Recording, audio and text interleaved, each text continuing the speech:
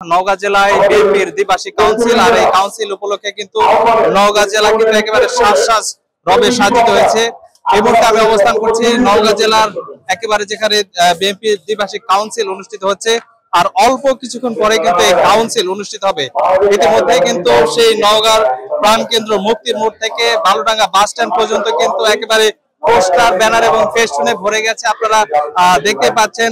এবং বিভিন্ন স্লোগানে এবং ব্যানারে পোস্টারে যে সকল নেতা কর্মীরা রয়েছে তারা কিন্তু আসছে এবং তাদের প্রার্থীকে সমর্থন করছে। এবং আমার পিছনে দেখতে পাচ্ছেন যে এই নওগাঁতে প্রায় 11টি উপজেলা এবং 3টি পৌরসভা থেকে কিন্তু যে সকল কাউন্সিলররা রয়েছে সে সকল কাউন্সিলরদের ভোটের মাধ্যমে কিন্তু আজকে সভাপতি, সাধারণ সম্পাদক এবং সাংগঠনিক পদ থেকে সাংগঠনিক নির্বাচন হবে।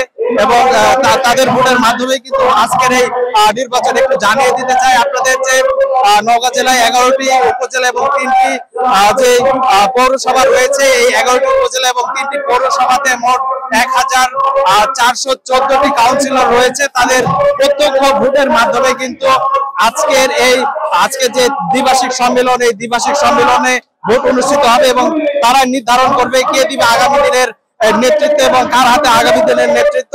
আপনাদের একটু জানিয়ে রাখতে চাই, আজকের যে দ্বিবার্ষিক সম্মেলন রয়েছে এই সম্মেলনের সভাপতি পদে 7 জন, সাধারণ সম্পাদক পদে 3 জন এবং সাংগঠনিক ও সহ সাংগঠনিক পদে আরো বেশ কয়েকজন প্রতিদ্বন্দ্বিতা করছে।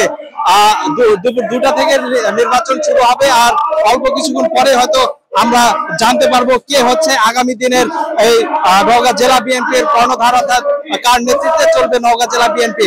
তো এই ছিল নওগাঁ থেকে শাফিল ইসলাম রকি, নয়া দিগন্ত, নওগাঁ।